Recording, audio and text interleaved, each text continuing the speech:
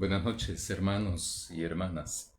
Ahora vamos a continuar con el estudio de Apocalipsis, del libro Apocalipsis, y vamos ahora a reflexionar sobre el mensaje a la iglesia de, que está ubicada en la población o en la ciudad que se llama Sardis, o se llamaba Sardis.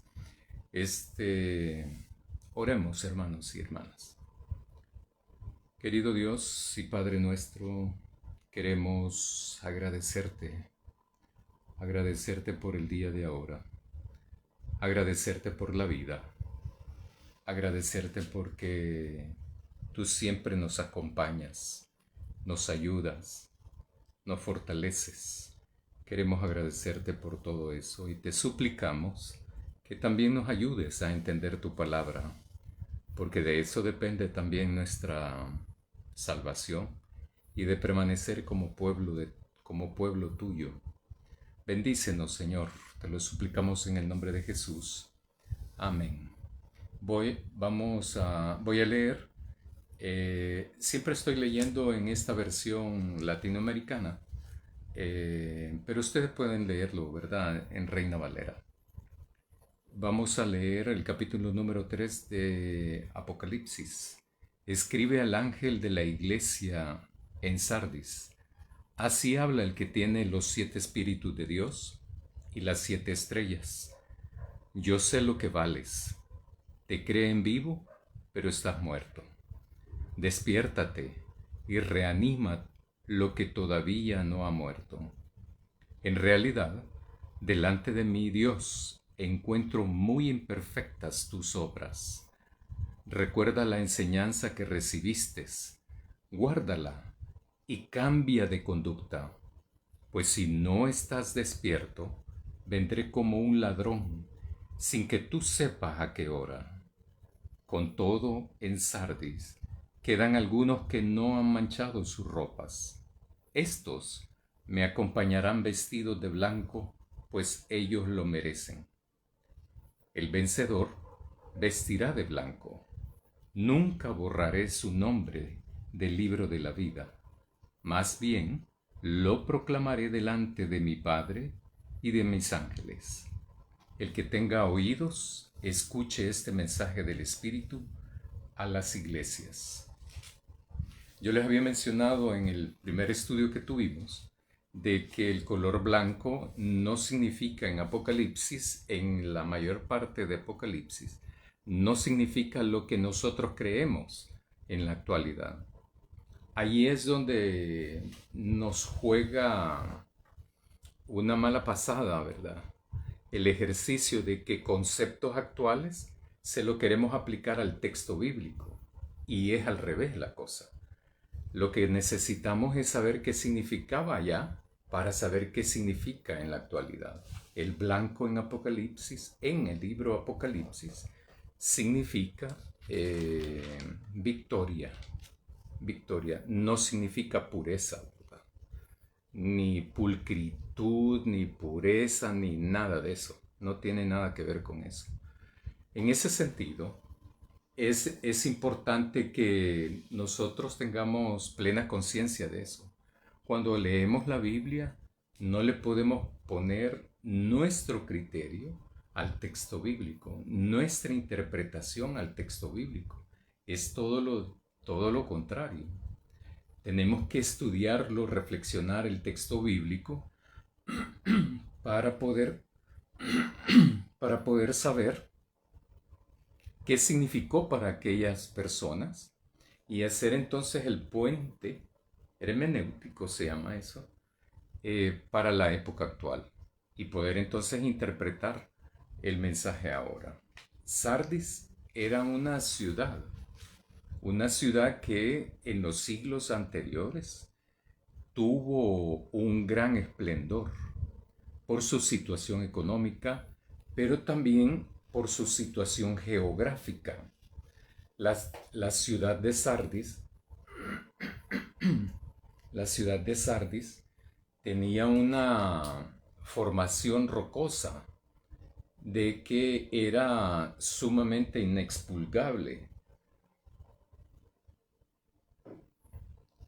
Era una, era una ciudad que por su conformación geográfica era casi, bueno, se creía en aquella época, siglos antes del que fue escrito, que era impenetrable. Las invasiones de pueblos hostiles a Sardis no podían entrar en ella.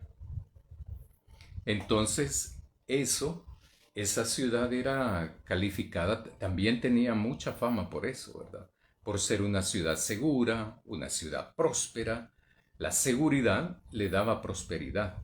La ciudad tuvo, como por decirlo de esta manera, un boom económico, cuando también se dedicaba a la industria del textil, especialmente el lino fino, y además eran famosos por sus teñidos de tela y también el teñido del lino. Eso era, ahí estaba basada la economía, en los textiles y en las pinturas, en las pinturas para teñir la ropa. Esa confianza que le daba la geografía, lo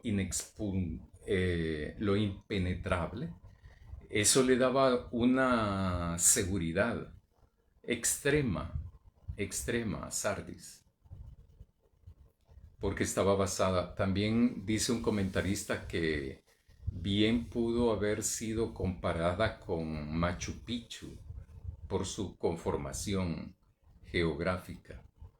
Les daba tanta tranquilidad eso que entonces se descuidaron, se relajaron demasiado en cuanto a la seguridad. Las autoridades y el ejército de Sardis, porque como sabían que no iban a ser invadidos por ejércitos o pueblos extranjeros, entonces ellos se sentían sumamente tranquilos, sumamente confiados, sumamente seguros de que nada les iba a pasar.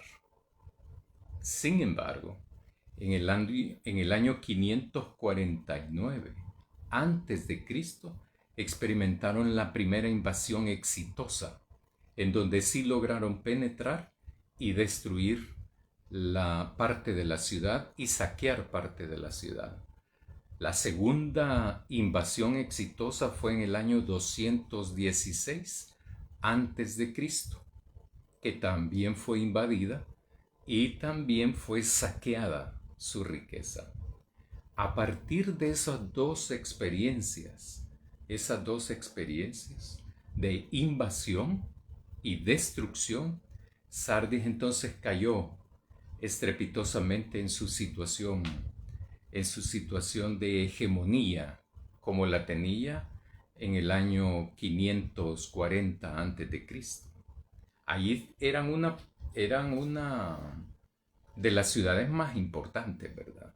En la época cuando Juan escribe el Apocalipsis, ya Sardis no tiene tanto el empuje como Éfeso o como Esmirna, sino que es diferente, es menor, ¿verdad? Menor. Sigue con la textura, con la producción de lino, de telas, y sigue con la producción también de pintura para teñir eh, las telas. Entonces, se da el mensaje entonces a la iglesia en Sardis. Y comienza diciendo lo mismo, ¿verdad? Escribe al ángel de la iglesia en Sardis. Las características de Jesús es que es el que tiene los 7 espíritus de Dios, las 7 estrellas. Los 7 espíritus y las 7 estrellas son dos características que ha mencionado en el capítulo número 1 que estudiamos hace 4 jueves. En este sentido, lo que quiere decir 7 es plenitud, no perfección, sino plenitud. Entonces quiere decir que Jesús tiene la plenitud del Espíritu de Dios, ¿verdad? La plenitud del Espíritu de Dios. Entonces comienza diciendo la segunda aspecto que dije yo también hace 4 jueves, que todos estos mensajes a las iglesias tienen aspectos comunes, coincidentes. Entonces aquí dice, en Reina Valera creo que lo traduce, yo conozco tus obras. La versión latinoamericana dice, yo sé lo que vales, ¿verdad? O sea, le está diciendo a la iglesia, yo sé lo que vales, yo conozco tus obras. Lo primero que le dice es, te creen vivo, pero estás muerto. La gente piensa que estás vivo, pero estás muerto. La gente piensa de que eres una comunidad de fe viva, pero eres una comunidad muerta, en otras palabras. En realidad encuentro, voy a hacer aquí un salto en el texto para ir uniendo aspectos, ¿verdad? Lo primero es eso, ¿verdad? Te creen vivo, pero estás muerto. Esa es la realidad. En realidad, le dice Jesús a la iglesia, encuentro muy imperfectas tus obras delante de mi Dios. No le dice más que la verdad, le está diciendo. Jesús conoce a la iglesia.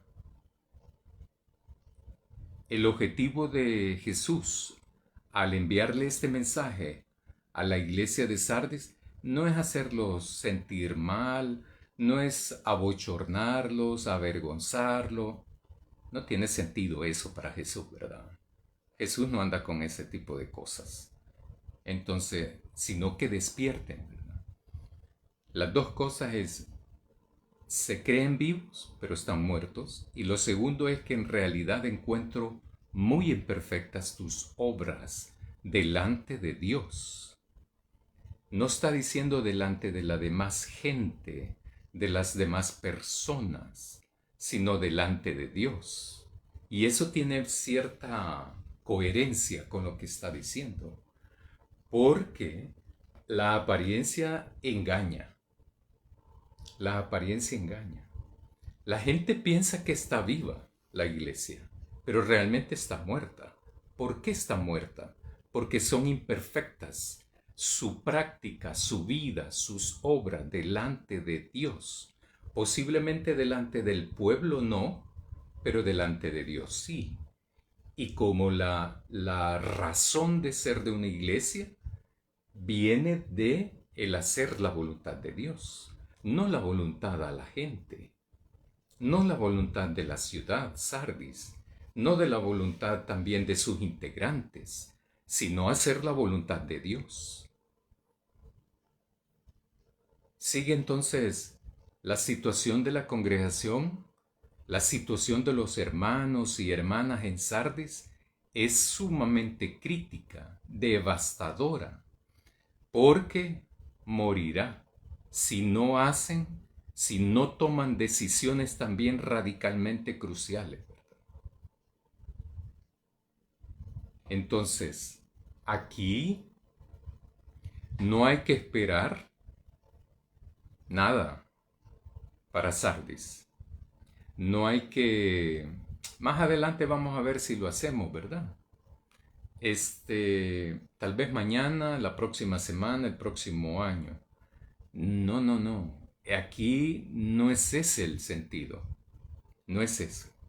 ¿Por qué está muerta la iglesia de Sardis? Porque sus obras, su práctica, su diario vivir, su existir, su práctica es imperfecta. No para un fulano o para una fulana, es imperfecta para Dios. Porque aquí no es de imponer el capricho, ¿verdad? El criterio de un fulano o de una fulana. No, porque en la iglesia no es así. En Sardis no es el criterio de la gente, es el criterio de Dios el que priva. Es el criterio que priva sobre cualquier otro criterio humano. Entonces, para Jesús, le dice, tu práctica, tus obras son imperfectas delante de Dios. Por eso es que estás muerto. Es contundente el mensaje también, porque Jesús lo que está diciendo es revelándole la realidad de la iglesia. Pero así lo ha hecho desde siempre, ¿verdad? Desde la primera carta a Éfeso. La pregunta clave o importante o fundamental es por qué esta iglesia está a punto de morir o muerta. La explicación es esa que acabo de dar. La explicación también más viable y con más consensuada también por los comentaristas. O sea, ¿qué es lo que les provocó a la comunidad de fe de Sardis morir? ¿Qué es lo que ocasionó la muerte de la iglesia? No es que se hayan muerto de esta vida nuestra, de verdad, corporal. No, no, ellos siguen celebrando, ¿verdad? Haciendo sus celebraciones, los días que se reunían. Ellos siguen haciendo su práctica. Pero delante de Dios está muerta. Es imperfecta. Y Jesús le dice, ¿te creen vivo? ¿Piensas que estás vivo? Pero en realidad estás muerto. Entonces, este, los comentaristas tienen un consenso de que lo que las ha ido matando a la comunidad, lo que la comunidad de fe ha ido muriendo es la fe en Jesús. ¿Qué es lo que entonces les ha provocado esa muerte? El deterioro, el aniquilamiento de la fe en Jesús. Es la idolatría. Porque es la idolatría lo que genera tanto daño en las iglesias. No solo en aquella época, sino también ahora. Ahora hay una... Esto de la idolatría es como un cáncer ahora también. Hay idolatrías muy sutiles. Generalmente la idolatría actual es muy sutil, más sutil ahora que antes, ¿verdad? Hemos escuchado, por ejemplo, en la carta anterior de Pérgamo, de Balaam, la idolatría de los nicolaitas, ¿verdad? Hemos escuchado también que otro de los problemas que afrontó en Éfeso es la difamación por parte de los judíos que no son judíos realmente, sino sinagoga de Satanás, o sea, un instrumento de Satanás. Eso es ofensivo para los judíos, ¿verdad? En ese momento era ofensivo, pero para Jesús es la verdad. Para Jesús es la verdad. No es que yo vaya a decir, por ejemplo, sos sinagoga de Satanás, ¿verdad? No. Como Jesús compara la idolatría que imperaba en aquel tiempo, ¿verdad? Desde hace 4 jueves he venido diciendo eso y el jueves pasado también, que la idolatría estaba más reflejada en el culto al emperador romano y el culto a los dioses paganos. Ahí estaba en aquella época. Ahora cada uno de nosotros tenemos que hacer el ejercicio de identificar idolatrías actuales, ¿verdad? Sí, por ejemplo, tenemos que hacer una evaluación. ¿Cuáles son las idolatrías que hay dentro de la iglesia? No la iglesia vecina, ¿verdad? No, no, no. La iglesia nuestra. ¿Tenemos prácticas idolátricas o no tenemos prácticas idolátricas? Pero ¿cuáles son las prácticas idolátricas en la sociedad salvadoreña también? ¿Qué es lo que obedecemos más a la gente que a Dios? Obedecemos, rendimos culto a personas en la actualidad. rendimos culto a personas que consideramos que son sumamente brillantes. Culto estoy hablando, ¿verdad? Culto y todas las implicaciones que tiene eso. ¿Quién dirige mi voluntad? ¿Una persona? ¿Yo mismo? ¿O es Dios quien dirige mi vida?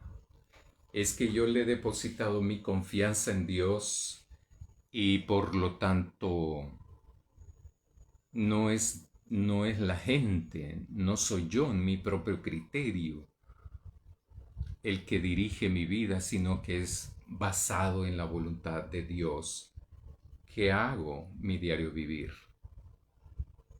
¿No sería esa una práctica idolátrica actual? ¿Verdad? Hay que hacer ese ejercicio, hay que pensar, ¿verdad? Idolatría no solamente es andar en centros espiritistas, ¿verdad? Sí, eso es, ¿verdad? Pero no solo es eso. Eh, Cuando sigues más a una persona, obedeces más a una persona que a Dios, por ejemplo. A veces hay personas que obedecen más a un líder de una iglesia que a Dios. No es posible eso. Eso es una idolatría actual. Seguimos a un líder, por ejemplo, popular, un líder que tiene mucha fama, un líder dedicado a las artes, a la música, a la política, a la cultura, a la economía, etcétera, etcétera. ¿A quién seguimos realmente? ¿Nos interesa más conocer la vida de una persona determinada que la vida de Jesús? ¿No acaso será una práctica idolátrica esa? Cuando seguimos nuestro propio criterio de una manera soberbia, irreflexiva, incompasiva. ¿No será eso también una práctica idolátrica eso? Cuando hago mi voluntad porque me da la gana hacer mi voluntad y no me importa la voluntad de los demás en una familia, por ejemplo. ¿Qué ha provocado la muerte de la congregación de Sardis? Es la práctica idolátrica, es la idolatría, de tal manera de que su práctica idolátrica, como en Pérgamo, ha sido tan sutil ese involucramiento en ciertas prácticas. Las prácticas, entiéndase una práctica como algo que uno hace que está en contra de la voluntad de Dios. Calumniar, por ejemplo. Cuando uno calumnia a alguien, no solo es pecado, ¿verdad? Es idolátrico. Toda idolatría es pecado, pero no todo pecado es idolatría, ¿verdad? Y hasta delito es. O sea, secularmente hablando, es un delito difamar a alguien. Y Dios lo puso esto siglos antes de que era pecado, ¿verdad? O sea, de no practicarlo. De no practicarlo. Eso es lo que provocaba la muerte en Sardis. La congregación estaba vivita y coleando, celebrando, cantando, orando, ¿verdad? Etcétera, etcétera. Pero estaban muertos. ¿A qué Dios le cantaban? ¿A qué Dios le celebraban? ¿Al Dios de la Biblia? No. ¿A Jesucristo? Tampoco. Ya estaban muertos. Porque su práctica era imperfecta. Y era imperfecta precisamente porque no respondía a la voluntad de Dios.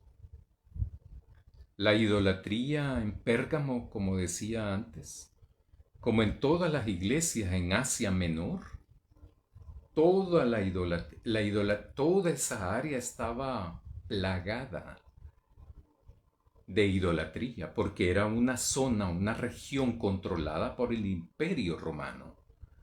El Imperio Romano no era un imperio cristiano, ni tampoco cuando Constantino, ¿verdad? Porque él tenía una práctica sumamente pagana, ¿verdad? El emperador. Los gobiernos de actuales tampoco son cristianos. No son cristianos. Pueden decir, ¿verdad? Como dicen muchos. Los presidentes, por ejemplo, de Estados Unidos siempre acuñaron eso, ¿verdad? Desde hace décadas y décadas. Desde el siglo pasado vinieron acuñando eso, que Dios bendiga a Norteamérica, ¿verdad?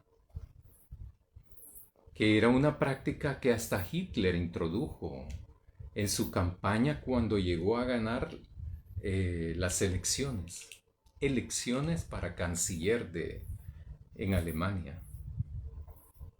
Hitler también, y a través de su propaganda, fue el primero que carga a un niño lo chinea para provocar y irradiar una imagen de sensibilidad a la niñez alemana, ¿verdad? Es la idolatría también en Pérgamo, en todas las iglesias de Asia Menor, en Sardis, ¿verdad? Es la idolatría en la zona de Asia Menor, es uno de los máximos problemas que van teniendo los miembros de todas las comunidades cristianas de esa región. Y es un mal en el que se enfrentan diariamente. Yo lo decía hace 4 jueves, ¿verdad? Eso, si no practicabas los cultos, no trabajabas, no tenías empleo. No tener empleo no te da dinero. No tener dinero no puedes comprar comida, vestuario, etc. Era una trampa eso. Y eso hay que reconocer también en los cristianos y cristianas de aquella época.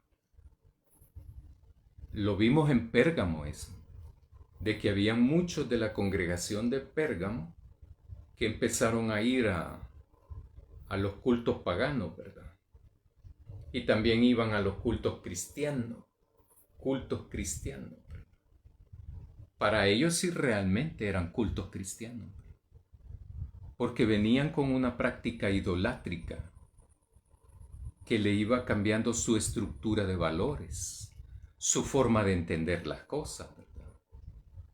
Y lo vimos el jueves pasado, de que para ellos ya no les daba ese, como decimos popularmente, ¿verdad? La conciencia ya no les remordía nada, ¿verdad? Ya se acostumbraron, silenciaron la conciencia. Entonces participaban de los banquetes dedicados a los ídolos y también iban, ¿verdad? A la iglesia seguramente a recibir la Eucaristía, ¿verdad? O la cena del Señor. Esas son las prácticas idolátricas. Así pasaba en Sardis también. Lo que pasa es que en Sardis se ve que es casi absoluto eso. O sea, casi la membresía de la iglesia está involucrada en eso.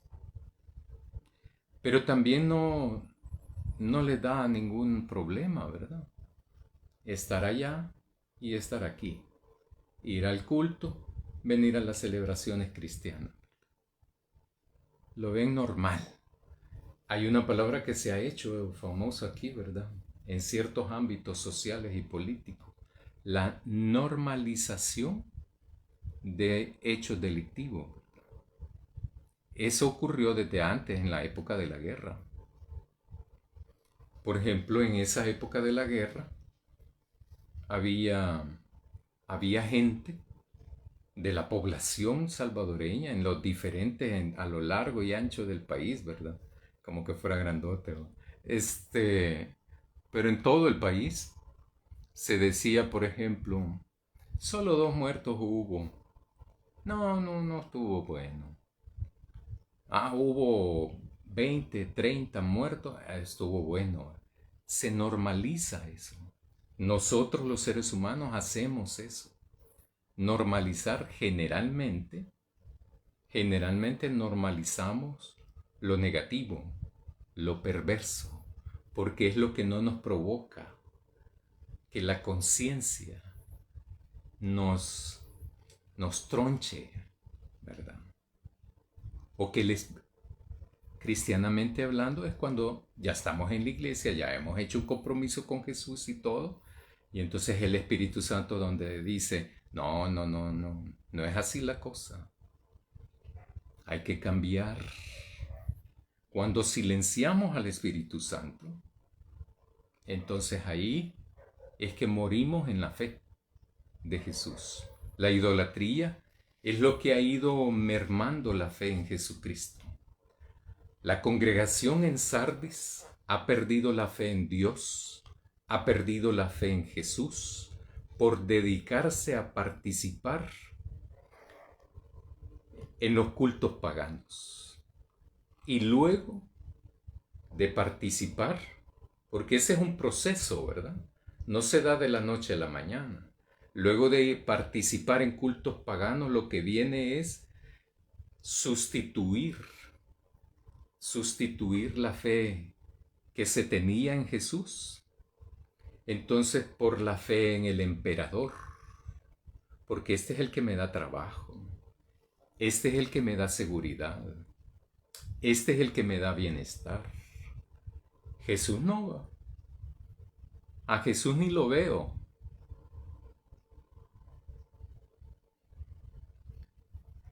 Así funciona la cosa de la idolatría, ¿verdad? La idolatría no solo son figuras de yeso, madera o lo que sea, no, no, no, no, no. La idolatría es muy sensual también, es muy cautivadora, la idolatría, ¿verdad? Y nos vamos perdiendo en eso, poco a poco, como los miembros de la iglesia en Sardis, por esa idolatría. Esa idolatría los ha ido opacando, mermando y muriendo para Dios.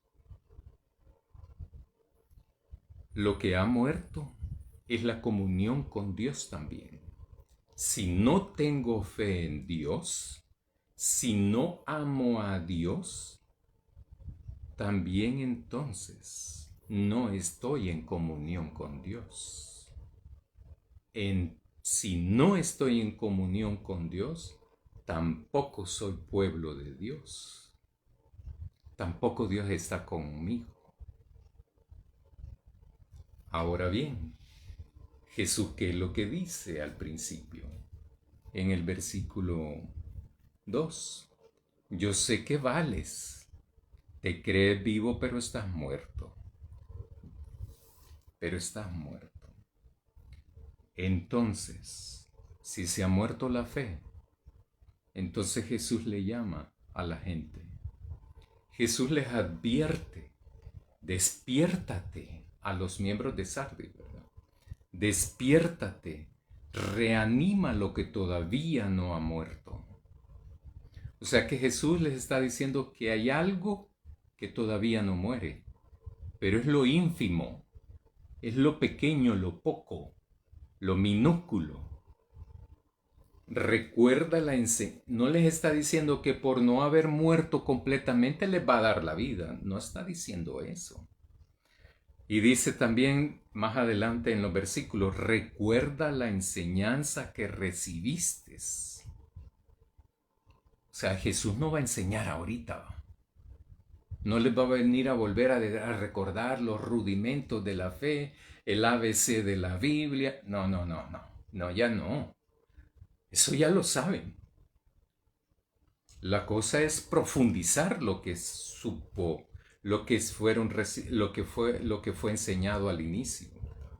Entonces le dice, despiértate, reanima lo que todavía no ha muerto, recuerda la enseñanza que recibiste, guárdala y cambia de conducta. Y bien lo plantea Jesús, porque la conducta es el cambio de el razonamiento. La conducta, cambio de conducta, cuando yo he llegado a un nivel de conciencia tal que entonces lo único que me queda es cambiar la conducta, pues. Por eso es que no acepto yo que alguien me diga, alguien en general, o que alguien diga, mejor dicho, que es cristiano y sigue con prácticas anteriores, ¿verdad? No, no puede ser. Al menos en la Biblia no aparece. Tal vez aparece en otro libro, ¿verdad? Si no estás despierto, bueno, esto, cuando le dice despiértate y reanima, hace referencia a lo que dije al inicio de la ciudad y de las condiciones que tenía Sardis, que tiene Sardis hasta ese momento.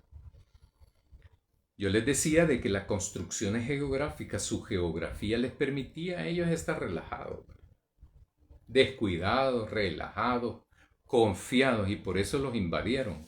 Los invadieron en dos ocasiones, les dije, en el año 549 antes de Cristo y la segunda fue 216 antes de Cristo.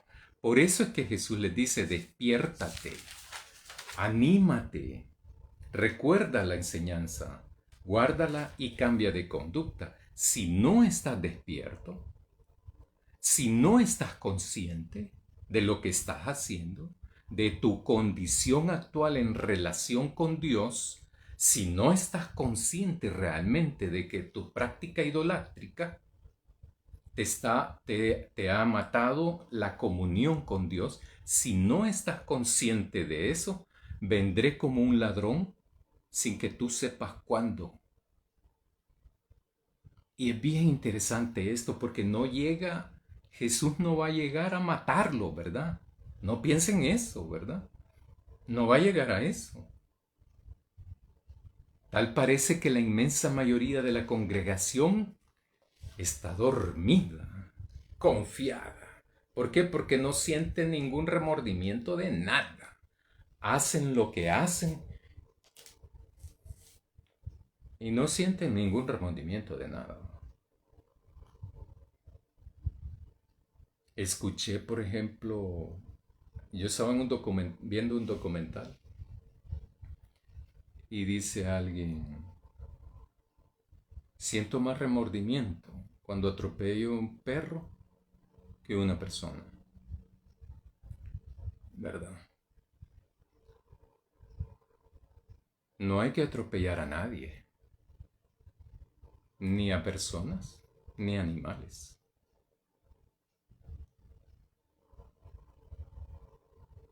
Pues si no estás despierto, vendré como un ladrón sin que tú sepas a qué hora. Con todo, en Sardis quedan algunos que no mancharon sus ropas. ¿De qué la mancharon? ¿De añil? No. ¿De otro colorante? No. De la idolatría. Y si se fijan, el mensaje tiene que ver mucho en el contexto. Por eso yo les decía siempre, les he dicho, el contexto es importante conocerlo para poder interpretar la carta, ¿verdad? En este sentido, entonces quedan algunos. ¿Cuántos son? No sé, nadie sabe, ni los comentaristas saben de eso.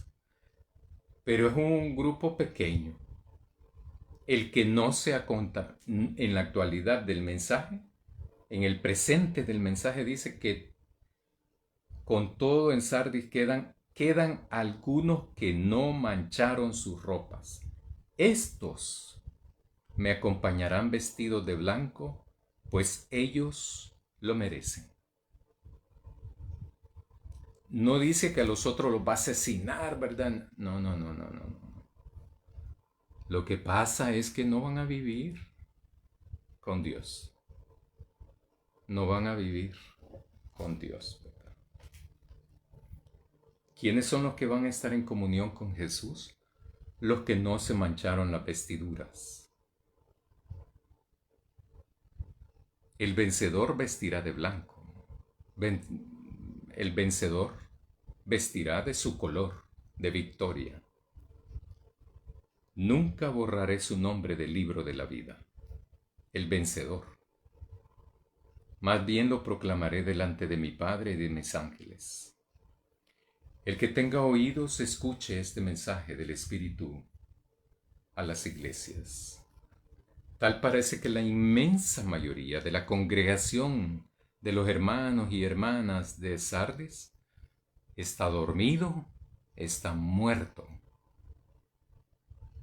por la sensualidad del paganismo. Está dormido, está muerto por la sensualidad de la idolatría.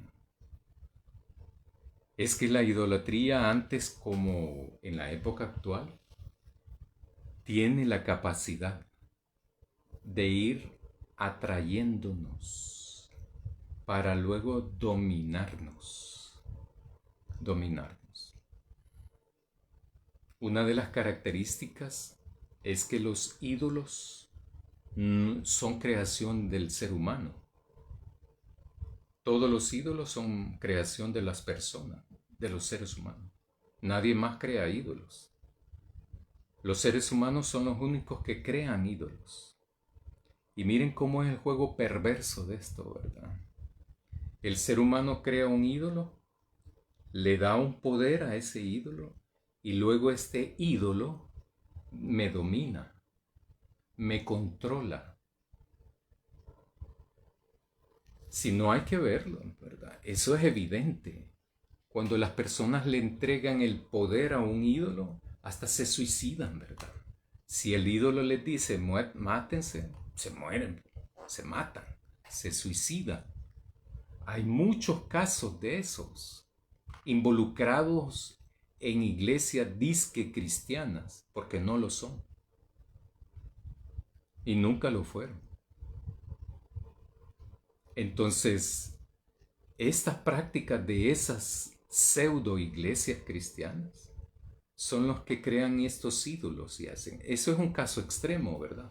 Pero hay casos en los cuales no llegan a la muerte, pero llegan a otro tipo de aberraciones también, ¿verdad? La idolatría es creada por los seres humanos. Yo le otorgo a algo o a alguien un poder y luego ese algo, ese alguien controla mi vida, mi voluntad. Mi voluntad. Así se hacen con objetos. Se pueden hacer con objetos y con personas. No necesariamente tiene que ser con cuestiones religiosas. También con cuestiones seculares se puede hacer idolatría. La idolatría tiene esas características. A través de la sensualidad. Atrae, controla, domina, extermina. Después. Hay un corito que decía, muy viejo, ¿verdad? Los ídolos no tienen poder, ¿verdad? Los ídolos no tienen poder. Y es cierto, no tienen poder. ¿Por qué? Porque los seres humanos lo crean. Nosotros le damos el poder. A una persona también se la podemos dar. Ahora se ve eso muy frecuentemente. Cómo las personas siguen hasta la histeria las indicaciones de esas personas, de esos ídolos, pero nunca de Jesús. Nunca de Jesús. Esas personas que son así, ¿verdad? A las idolátricas me refiero. Hay algunos que no han manchado sus ropas. Son los que no han sucumbido a la idolatría. Entonces yo me pregunto, o sea que sí se podía mantenerse fiel. Si podían algunos. Bien pudieron haberlo hecho muchos, pero no quisieron. La pregunta que no puedo responder, ni nadie va a responder, ¿verdad? Es, entonces, ¿por qué lo hicieron? ¿Les gustó? Obviamente sí, ¿verdad? Obviamente sí. Este, ¿Qué ganaron con eso? Uno puede especular, yo no puedo responder, pero puedo especular, ¿verdad? Puedo suponer. ¿Qué ganaron con eso? Posiblemente ganaron cierta reputación en el pueblo, en la ciudad de Sardis. Posiblemente llegaron a tener conexiones, ¿verdad? Con el poder económico, con el poder político. Quizás llegaron a tener aceptación, ¿verdad? Este, pero perdieron la vida eterna. Entonces una pregunta que si yo les hubiera hecho, ¿valió la pena eso? ¿Valió la pena perder la vida eterna? Y para nosotros, ¿qué es más importante? Hay unas expresiones que se dicen, ¿verdad? No, porque hasta el último minuto. ¿Quién te dice eso que es hasta el último minuto? No, porque si uno en el último minuto se arrepiente, es que no es solo de arrepentirse, sino que el fruto del arrepentimiento es la práctica de fidelidad a Dios. Y eso sí está en la Biblia. O sea, no es cuestión de me arrepiento y me muero y soy salvo, ¿verdad? Sino que, ¿y cuál es tu práctica? Pues, ¿verdad?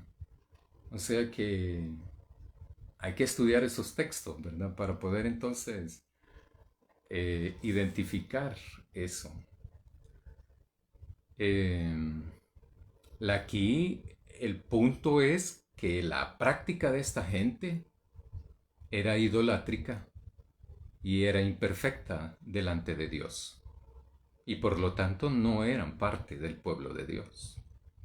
Si la vida nuestra no refleja, no es una vida dedicada a hacer la voluntad de Dios, entonces, ¿qué seríamos nosotros?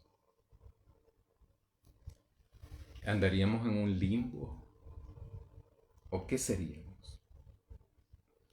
Finalmente lo que dice Jesús, que termina de eso, ¿verdad?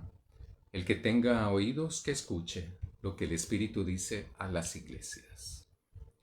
Eso de la práctica idolátrica es muy frecuente en la actualidad. Tenemos un sinnúmero de cosas, ¿verdad? No solo en los ambientes religiosos, también en los ambientes seculares se da este tipo de prácticas idolátricas, prácticas que están en contra de la voluntad de Dios. A Dios y a Jesús no se le rinde culto, sino que a los ídolos y a los dioses paganos se les rinde culto, y a las personas como el emperador romano se les rinde culto. A Dios se le celebra, se le celebra. A Dios se le hace caso, se obedece su voluntad. A Dios se le agradece. Cuando uno está experimentando problemas, a Dios se le suplica, se le pide, se le suplica y se le agradece de que está con uno para apoyarlo, animarlo, salvarlo, pero también para transformarlo. Hermanos y hermanas, hay que dedicar nuestra vida a Dios. Hay que identificar si tenemos, cada uno de nosotros, lo que tenemos que hacer es identificar si tenemos prácticas litúrgicas, prácticas idolátricas en nuestra propia vida. Y si las tenemos, hay que desecharlas lo antes posible. No mañana, hoy. No mañana, ahora. Ahora. Porque el que venza, el que no se mancha con idolatría, es el que vence, es el que está en comunión con Dios, es el que va a vivir eternamente con Dios. Oremos, hermanos y hermanas. Te suplicamos, Padre nuestro, que estás en el cielo, pero también estás aquí con nosotros. Te agradecemos la vida, la oportunidad que tenemos de servirte, de tener fe en ti, de esperanza en ti y de amor hacia ti. Ayúdanos a hacer tu voluntad siempre. En el nombre de Jesús. Amén. Buenas noches, hermanos y hermanas.